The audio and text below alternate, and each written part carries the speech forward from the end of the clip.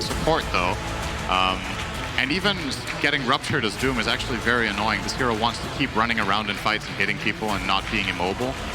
So definitely got their work cut out for them. I think the reason they went for the Hoodwink for Soxa was that they felt like in the last game they were struggling with finding vision in trees, and now they have a hero where if you see the Monkey King jumping around, you have a chance of catching him with a bushwhack, you have the chance of finding him with Scurry, but obviously it goes both ways, right? Yeah. The Monkey King can also see you in the tree line. Oh, first blood could be coming. Yep. Nice. Oh, Nice. Yuragi dodging bushwhack. He's going to get hit by residual damage, though, from the shield crash.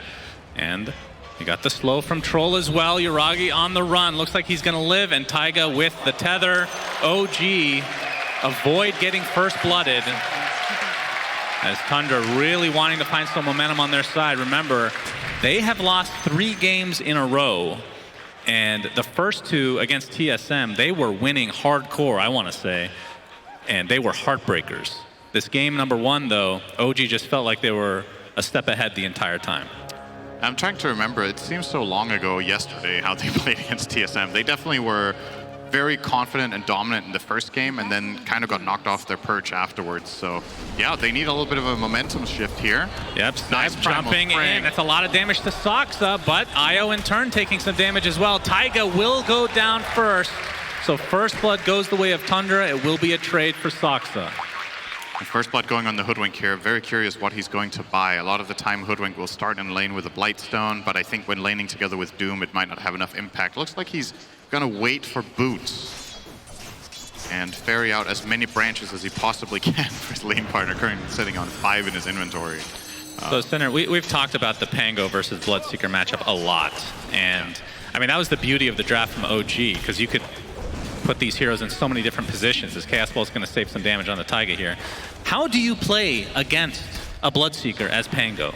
It feels like you have to get a Linkens at some point, but doing so just delays the rest of your items, which seem like they're 100% needed for you to have any effectiveness in the game.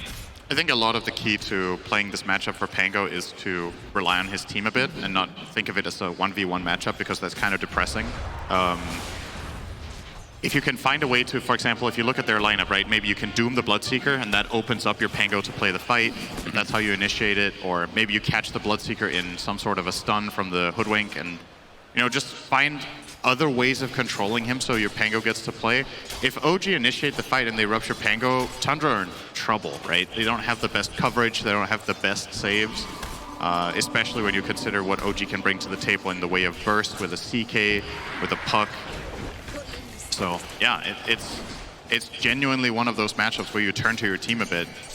Sure, like you said, you can buy Linkens, but it's coming out late, and it's not really a full solution either, right? Like, what if the enemy team just breaks your Linkens with something then? Right. And it also requires you just to play totally different than what's kind of intended for the hero itself. Is Amar taking some damage, but the jump in from Seb, trying to focus a little bit on Skeeter, but Amar, the one taking the heavy damage, a couple more right clicks, he pops the Fairy Fire, so will live. And then this is a double melee lineup into Troll Warlord, who is kind of a lane dominator, but still one of the position ones that we don't see as often these days, probably because of the fact that he gets kited higher than most melee heroes, I want to say. Especially with that ult, we have no control over the hero. I will say, though, I actually really do like the Troll pick in this game. I think it was a pretty clever way of trying to solve the problem. Misha, when I say Misha, it's part of Taiga's name. Misha isn't here. Okay, yep, Taiga goes down to Soxa, so 2 kills for him early on. Of course, on that Doombringer last game, not off to the greatest start in that first game, but obviously 33 playing the position 3 Doom this time, so expect him to get a lot more farm than Soxa did. Okay, he's going to get Reality Rifted back, but no kill to come, as OG trying to get control of this lane right now. And you can see that mid matchup, BZM with 15-2, and the Pango 21-1, so off to a pretty good start for that mid Pango. 9 has tons of experience playing this lane and playing this matchup, so definitely not going to be in any doubt what he needs to do. Same for BZM. Like, this is one of those matchups that if you play a lot of pubs at the high bracket, these heroes are very popular, and you know Puck, one of the common counter picks to Pango. So you've played both sides of that matchup plenty if you play both of them. So what is it about the Troll that you like this game? As Seb's going to be spotted out, but I'm guessing the Whirling Axes against CK is part of it. Yeah, so first of all, when you look at the laning compositions that OG can place, when this is the overall last pick of the draft in the Troll, you have one range support in the IO, which enables a melee core in the lane. So if you put IO plus melee hero against Troll, what are you really enabling, right? That hero is going to get blinded. And if you don't, you're playing against double melee here with the Bloodseeker and Monkey King, which are very exploitable matchups for the Troll. Also in the game in general, like you said, Whirling Axes against CK is great. And you can, hopefully with this carry for Tundra, you can make space for Pango. I actually think it's kind of important that the carry here goes in and sets up so that there's pressure on a hero like Bloodseeker so that Pango can get stuff done. And also, you also have a Doom offlane. So, the carry doesn't have to do all the work here. There's plenty of heavy lifting that can be done from all three cores of Tundra this game. And Taiga hooking up with Yuragi here in the bot lane. But you can see Saksa has come as well. So back to the old 2v2. I mean, how much kill potential do we have in this lane from OG's perspective? Well, if the Centaur keeps stomping like that, that gives them more opportunities for sure. Not so much anymore, I think. If you were looking to kill here early with your dual lane, it needed to be very early on where you put some pressure onto Doom. Actually, Yuragi is going to be taking quite a bit of a beating here. Yeah, but he gets the crit stomp. Beautifully done from the Centaur. 33. He's going to get slowed again. Looks like he will be a walk away, though. But on a sliver of HP, he'll get salved up along with the Tango. So he'll be no worse for wear. Taiga bushwhacked again by Saksa. Continue on with the Scurry now. And he might just kill the wand. Here. All right, Taiga continuing to try to run. Chaos Bolt is there. Only 1 second stun, so Taiga hiding behind the tree line. Another bushwhack onto Yuragi. Don't think they have enough damage with the Infernal Blade and the hookup from Taiga as he's tangoed up as well. We do put a lot of pressure in really exploiting the mana burn creep, just like last game. This time it is an off-lane Doom instead of the support, but this creep is just incredible for Hoodwink to play with. This mana regen is insane value. Pretty sure there's a good chance this creep gets nerfed in the upcoming patch. Yep, very possible. 2.5 mana regen AoE. You can see BZM ready to go for his first gank attempt, but it's going to be thwarted for now, so no coil as of yet. I mean, I keep coming back to this Pango, Cinder, and we're going to have to hold that thought. As the 6-minute rune is about to pop, it will be an illusion rune, which should be handy to take off that waning rift if he really wants to hold on to it. But, I mean, the panel, again, they talked about it, but against Pango by itself is a pain, but against Puck as well, like how do you itemize against these two heroes? Or is it really just about leaning on your team? You definitely want the shard at a pretty early timing, I think. It's one of the best ways you can deal with the Puck getting coiled. Oh, nice try there from Saksa, but didn't quite get the connection. BZM quick to react mid. Didn't get knocked into the tree with bushwhack. Yeah, so you need shard. If you want to itemize against the Bloodseeker, eventually you get Linken's at some point. Oh, top lane. Skeeter has to run up to the bottom area just to avoid that blood right, but 3 members of OG not able to find him. Oh, he's fine. Nice job by Skeeter, avoiding that gank. Now with that showing top, Yuragi could be in some trouble bottom. You know, looking for the dive. 9 is here as well. Oh, did he get spotted there? I don't think so. Ooh, just out of vision. But but they run into each other. Yeah, there we go. The swashbuckle comes. 9, shield crash. No mana for his ult. Has to bottle up a bit. Would be a tough kill nonetheless.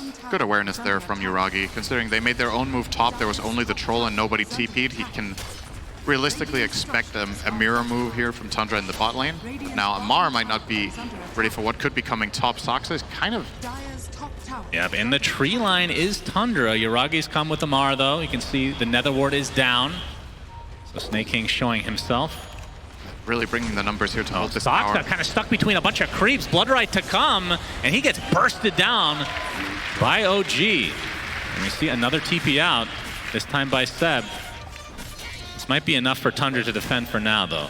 Yeah, they got the siege creep down. That was the main objective there, was to find a way of repositioning the wave so that the towers took care of business, and that's what Pugna managed to do. So, yeah, they pay a Hoodwink. A little bit of unfortunate positioning there from Saksa with Scurry on cooldown, but end of the day, I don't think Tundra mind this all too much. They might mind this. Bolt, Reality Rift back in. Snake King looks to possibly be dead. Another crit from Yuragi.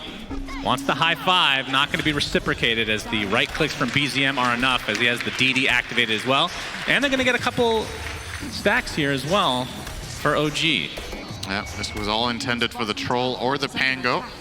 And, well, most of it will go to the Puck. So, again, BZM Finding a lot of CS just like in the first game. This time around, though, a little bit earlier on the first. Bushwhacked in the bot lane, whirling death to follow. Don't know if any TPs are going to come his way, but he's going to try to delay this as long as he can. Into the tree line he goes. Have to do some damage before he can pounce on a tree. It looks like they'll find. Oh wait, Seb, is he going to get away? No, another bushwhack to come. Does create some space for his team, but Tundra, a much needed kill on their side. As Troll Warlord, this is one of the best position ones for taking towers, if not the best, as this tower will get decimated. It's gone. OG did get the top tower at the same time, though, so they used the space that they get out of Seb taking so long to kill bottom to just ensure that. Game is still looking fairly even right now. Yeah, Skeeter on the Troll Warlord looking for the Battle Fury as the first item, which I feel like is the only build right now on Troll that I've been seeing, at least. I think the Maelstrom one has kind of died down. Obviously, you need something for that CK in addition to the Whirling Axes, but it is a slow build-up for him, of course. I actually wouldn't necessarily have minded seeing the Maelstrom build in this game for that reason, but... Snake King needs to pick up that neutral item. He does. It might cost him his life. Is 33 in the area. See the coil off on 2. They're going to find the first kill on Snake King is 9's Rolling Thunder. Not the best usage as Seb gets off of Wukong's command. Looks like he'll be taken out in tow, but still with all the extra armor, will he actually live through this Skeeter? Looking for the kill, but BZM is there. Somehow Seb lives with that Wukong's command buff. Tundra, that hurt. That absolutely hurts. Forget a replay of that. That's just unfortunate. 9, I think he failed the first jump with his shield crash, and the angle that he got afterwards prevented him from getting up the stairs as well. So that looked like a completely clean setup for Tundra, but a little bit of a misplay cost them a lot. Yeah, blood right from Amar. They know that Rolling Thunder's not there, so he's not really afraid of the chase, although he might have to be. The Rupture comes out. Swashbuckle will partially connect as 9 is forced to TP out. The ultra counter to the Bloodseeker. You're going to see the replay here. So look at this. Seb is in a lot of trouble. Yeah. Okay, this is the second half of it, but basically 9 couldn't find a way in after his initial jump missed. And Seb just runs the longest path he can come up with around the circle. Oh my God. Yeah, that is... That voice line sounded pretty cool in slow-mo. Indeed. Boundless Strike. 33 is in a bit of trouble here. OG looking for another kill going their way, and they'll find it. 6-3 advantage for OG early on. And this, again, this is against a core Doom this time around, so the lead is a little bit more substantial than it's showing at the moment. That's a core Doom going Midas, and OG are keeping the game even 11 minutes in on gold, so should be pretty happy. Yuragi gonna rotate over to take the creep wave instead of that small camp. Might have actually saved his life. Saksa failing the connection there. That's a little harsh. Failing the connection. I mean, honestly, it is... I don't know if this is even... I guess it is theoretically possible to throw Bushwhack and then Acorn Shot afterwards with level 1 Acorn, but I don't know. I think you need level 2 or you need a cast range item in order to pull off that combo. Or it's like some frame perfect stuff from Saksa that he tried there. Either way, Yuragi is going to be perfectly fine, getting close to finishing the armlet for himself. And I'm interested in the build for Amar on the Bloodseeker. So it is going to... Why am I saying... What? It's just a carry build, right? The Maelstrom into BKB. Where's the Midas? That's true. Well, he had himself a decent start, right? So doesn't need to make that comeback. That's true. He didn't die in lane. He's middle of the pack, right? Amar dies in lane. Quick buy Midas right away, but he didn't die.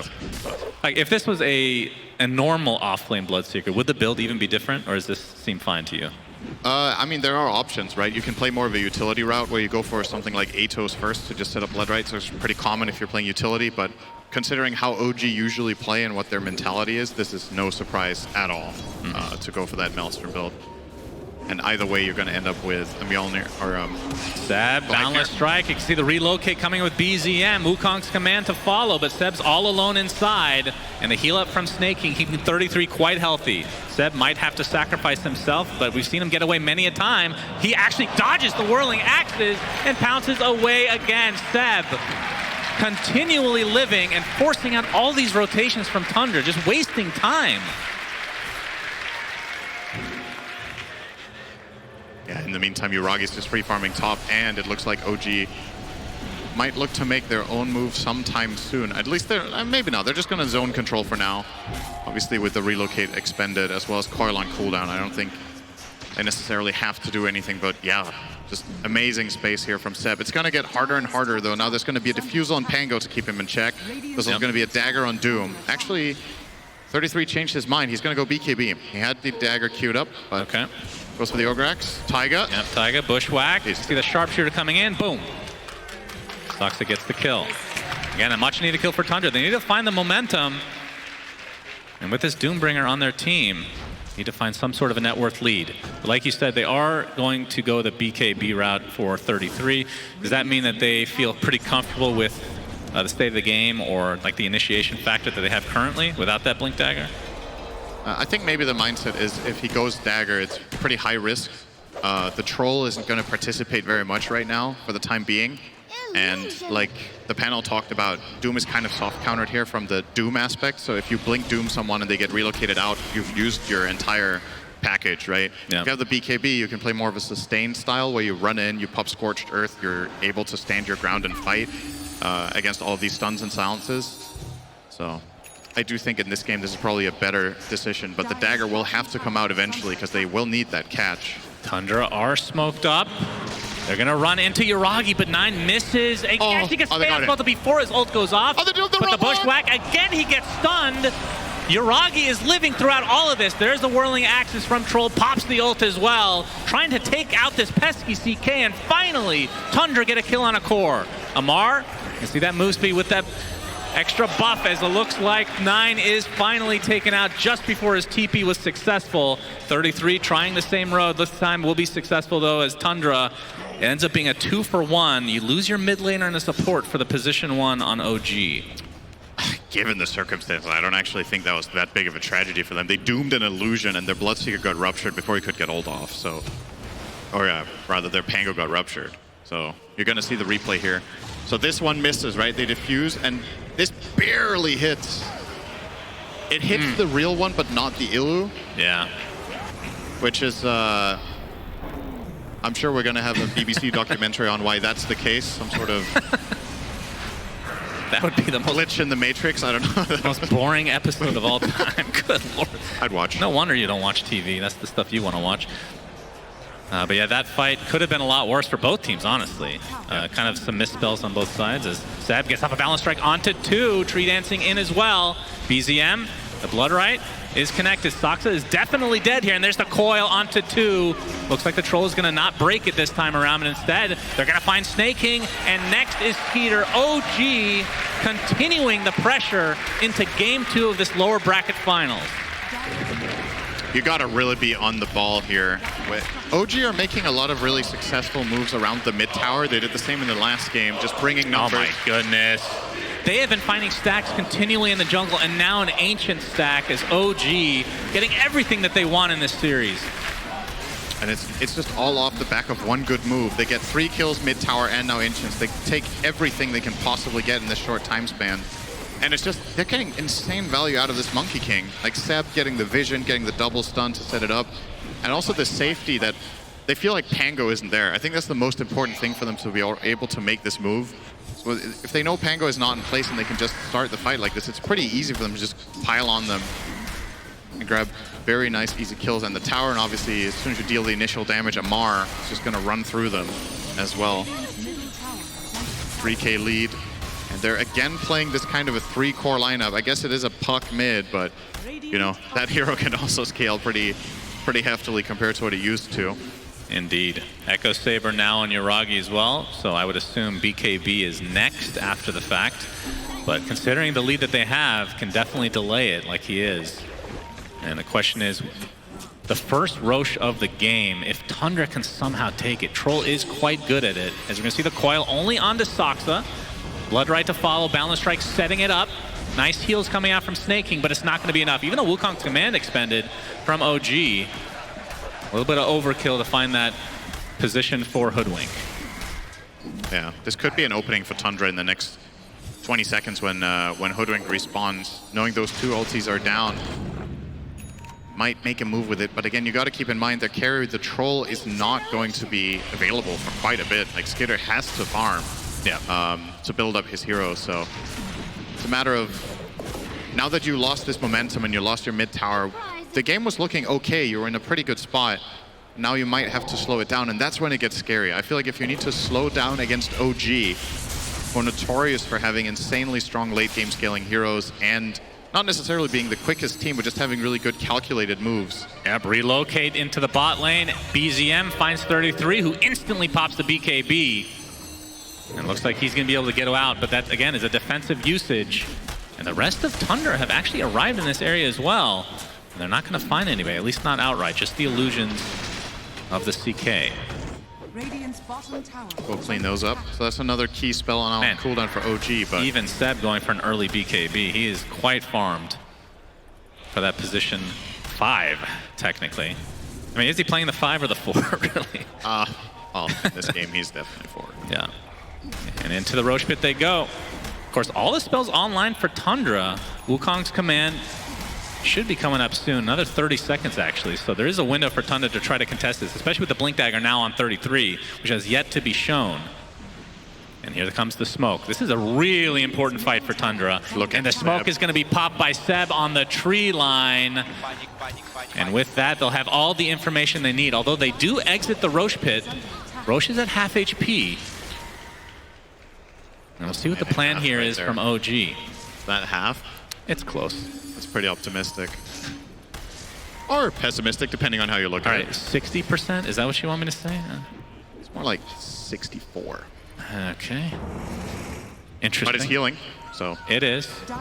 Double damage for Skeeter. This could be really big, but of course he does not have his BKB yet. So he could just solo Roche, but here comes the smoke from OG. Gonna attempt to contest potentially, but no, Roche will be lured out of his pit.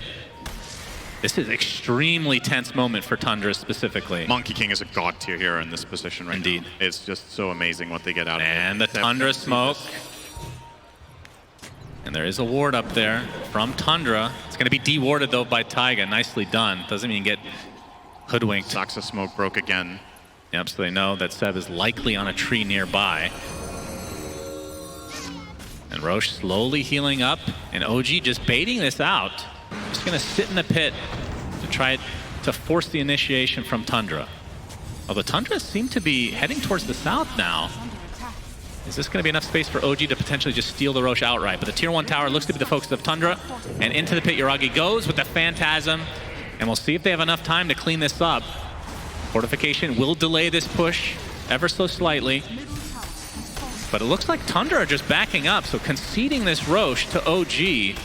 I think they got about as much as they could while conceding this. If you don't feel like you can take the fight in that area against Monkey King and against the spells you're facing, at the very least he goes and farms Ancients on Skitter, they get mid-tier 1, he starts to push out bot, farm his way to the BKB. I actually think this was a really good play call from Tundra to not take that fight. I think that would have been a disaster in the area, given how good control OG have with their Monkey King and their item timings. You don't have the BKB on Troll just yet. So yeah, in terms of taking Roche, I think Tundra with the Troll Warlord can do it faster, but OG have way better Roche fighting in the pit. With the Coil, Monkey King, Bloodright from Bloodseeker. And the tier 2 tower seems to be their focus. As you can see, Tundra look to be conceding this as well. Obviously the Aegis advantage now online for OG.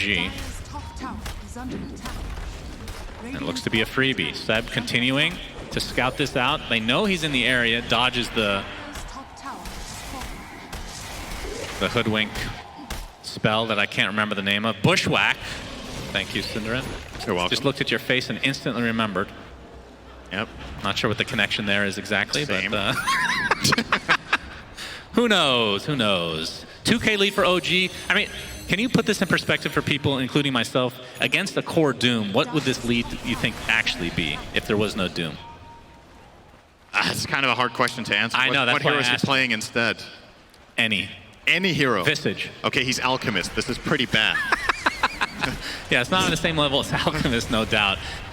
All right, Tundra going in onto Yuragi. He still has that Aegis. He's getting quite low. Taiga not able to get the ult off. Actually gets canceled there, and he's going to get dropped immediately. So Yuragi left his own device and popped the BKB along with his ult. And he's, Bloodright is there. 33 gets off the Doom, but it gets canceled. 33 now on the run as Skeeter getting healed by Snake King. Boundless Strike onto 1, and they're going to clean up 33 very easily. Big Wukong's command from Seb. Looks like it'll lead to another Snake King death. but the right clicks from Skeeter. Finally, they're able to kill Seb. So nice turnaround here potentially from Tundra. The blood right. Skeeter able to sidestep it, focusing on Yuragi. Remember, he does not have Aegis anymore. Whirling axes are there. Double kill for Skeeter. Amar trying to kite him along with BZM, but they will find Amar instead. BZM, the last remaining member in this area for OG. Looks like he'll be left alone. So Tundra somehow coming back in that fight as the pressure now onto 9. The Witchblade doing so much, but you have the roll up from 9 to get out of dodge. It felt like it's been forever since Tundra has had a good fight like that. They get the initiation and kill the Aegis right away. Great rolling thunder from 9 to stop the relocate out, come out from Taiga. And then the follow-up fight, even though they doomed into a Linken's, they still end up coming out on top, I would say. That is such a fast Linken's, by the way. Yeah. Yeah, BZM is huge. He has 10 CS per minute on this puck. So now they know, and the question is, what will cancel the Linken Sphere? Do you need to try to get... He is buying Yules, it looks like, so that is a cancel for 33. As you can see, the replay here, they did... And this was really good separating it from Taiga and getting that ult off there. And there's that rupture on 9, so he will be taken out of the fight and has to TP away. The Doom there. Total whiff. I like how Amar played that fight too. Like, he's actually taking a lot of damage without dying. He's weaving in and out and forcing Skeeter to waste time on him. But ultimately, Skeeter can actually work on. And I think this kind of fight can showcase what Troll can do in this game if given the right conditions. So. Yeah, for sure. Oh, we got a big team fight. Apparently, Wukong's command is popped. Looks like they'll find the IO. Does Tundra. It's going to be a trade for the Pugna, though, as 9 inside his Rolling Thunder. Trying to kite a little bit here. The Chaos Ball. 4 seconds on the Skeeter. The Blood Right's coming as well. Rupture on top. He gets off the BKB. Finally gets off the ult. They're just going to make him chase. Taking some damage from that Rupture still, but the right clicks onto Yuragi with the Hoodwink ult. Double kill for Skeeter. Boundless strike from Seb, though. Tundra trying to fight back. Seb will be taken out. Buyback on the IO, though. They really, really want to kill this Troll Warlord, and they finally do. Amar staying alive throughout all of this, and the scouting out of 33 won't be able to cancel the TP, though. That fight came out of nowhere. Yeah. Goodness gracious. 2 cores dead for Tundra. And just CK on OG's side. I'd say there's a pretty good outcome overall for OG here. Was a buyback on the IO, though, so. They did have to buy back IO, which opens up an avenue for an awesome team fight for Tundra if they can find that as the first kill. And actually, considering they fought without Doom, maybe that wasn't that bad for them. Troll's death timer is just really, really long, but when he does come back, he's now going to have the level 20 talent, so another 30 damage to boot. And then with Doom as well as Pangold up, it could be time to look for another fight straight away. I guess Roche early spawn is in 3 minutes, so there's plenty of time to look around the map and not be anchored in that top area, which is something Dire really loves to not have to bother with, right? They can go bottom and look for something. If they find the kill, they don't have to panic and run across the map because Roche could be dying. So opportunity here, maybe they would find Seb. And the Basher online for Amar, so these BKB TPs might not be so safe in the near future for Tundra. As this now is an interesting smoke from OG. They have only Bloodseeker and IO smoke to bottom and no other core backup. If they run into a fight against this Pango, this could potentially go really wrong, as Tundra's heroes are pretty close by and they can't relocate in their other heroes since the IO is already part of the move. But now they are trying to bait it in. 33, he's going to get instantly ruptured. He gets off his BKB, but he is dying very swiftly, attempting to TP out. But the bash from Amar is enough. It looked like he was going to get out in time, but the bash very timely from Amar. And now the coil applied to Snaking gets up to Decrepify. Healing up to a high degree by Seb, but the Blood Right's going to cancel it. Then the double kill for Amar as OG just continuing the onslaught. Saksa's dead next. It's a 5 versus 2. Skeeter completely surrounded. He pops the BKB, but the rest of OG just completely resetting, waiting for that BKB to run out. Gets off the ult in the meantime, though. Yuragi jumping in, gets a 4-second Chaos Bolt, and that's going to lead in likelihood to a kill onto Skeeter. 1 remaining member for Tundra. It is the Pangolier. He's silenced currently and brought down to his knees. Double kill Amar, and OG are absolutely crushing again in this game number 2. The way that started is just perfect timing. Like, they're down there as 2 or 3 heroes. it's not looking like it's going to be good. And the moment Tundra's heroes do arrive, the Doom coming down there, that's when they're all in position. And Bloodseeker starts out with the Rupture on Doom, which, you know, in many circumstances would be like, hell yeah, let's go with Pango. But he's not there. He's not part of the fight in the beginning. Doom has to try to TP out, and he gets bashed. And this is the aftermath of that fight, with Doom on the sidelines without buyback. And Saksa also being all the way in the top lane. They're just completely outnumbered this entire fight. Which is weird to say, because it looked like Tundra actually had the numbers bottom just a moment before. OG just read the situation perfectly on that high ground. And this was just, feels really shitty for Tundra when you have the Troll Warlord just stuck between 5 heroes, and there's literally no way to get out for him. But yeah, that was a full team wipe in favor of OG, and they are looking quite good right now. So from Tundra's perspective, what do you think needs to be done to try to claw back in this game? I think it's mainly going to come down to, you know, this is easy for me to say, but they have to read the map better so that they have corresponding numbers. And that is difficult when you're playing against IO in this game state, because if IO is missing, along with one core, they could be literally anywhere and connect to the fight. So you also have to sort out your waves, find an intelligent way to push that out while still being in reach of one another when the fight does break out. I think this bottom tier 1 tower that they still have left, if OG ever make their way down in that area or to the mid tier 2, that's where you can really combine with all 5 heroes because you have an easy connection point. So make sure you don't lose any more towers without a fight. They ruptured 33 again. Yeah, he is ruptured. He's working on a Lincoln Sphere. He's going to get healed by Snaking. Looks like the TP will be successful, but a double boundless strike from Seb will lead to a kill onto Pugna to start it out. But Skeeter already popping the ult just to take out that pesky Monkey King. So Seb will fall. And the buyback from Snaking as well. Tundra need to get something out of this, but BZM looks like he's going to be just fine. Heads up play there from both BCM and Saksa. Oh. So BZM realizes that if he jaunts to his orb there out of phase shift, he's going to get caught by a hoodwink combination, so he just doesn't jaunt it. Blinks into the enemy base instead and finds a way out. And Tundra, you can see that they're going for a potential gank through the river here, smoked up, while this Monkey King is dead. They do have the Doom, and 33 in that situation again was BKB TPing out, so the fact that they get that trade perhaps not too bad with the buyback on the Pugna to find Monkey King. And again, it opens up a fight where 9 can actually use his ult, right? That time he was there. So the Doom getting ruptured, that time they have Rolling Thunder. It zoned out the Puck for the remainder of the fight and allowed Skeeter to play very confidently on the Troll. And it feels like Seb's vision from the tree line has been kind of the difference maker here, as Tundra have tried to get aggressive from time to time in this game, but this is just a big been item. plotted out consistently. Is E-Blade for BZM, as Roche looks like 1 minute away from respawning with that beautiful shard. This item's so amazing here because if you think about how Tundra take their fights, it's all about setting up the Troll to kill someone, right? They have the Doom to prevent people from casting spells. They have the Pango chain stun, but Puck can effectively save any core right now along with Wisp, and they can reset the fights. And if it's not a matter of using it defensively, it's obviously also part of a kill burst. Now he can solo kill the Pugna in his silence, which he was missing a little bit from before. Same with the Hoodwink. If BZM finds either of them, they just die on the spot.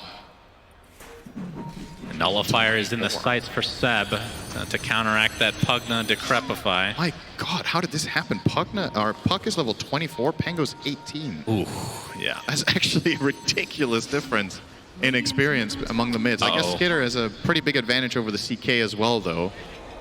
BZM also has an Arcane Rune, so this would be a very tough fight for Tundra, unless they can just lock him down. Is that Hoodwink Shard going out to scout? OG are not going to be surprised by this at all. Yeah, and Roche is up. And we'll see if Yuragi will...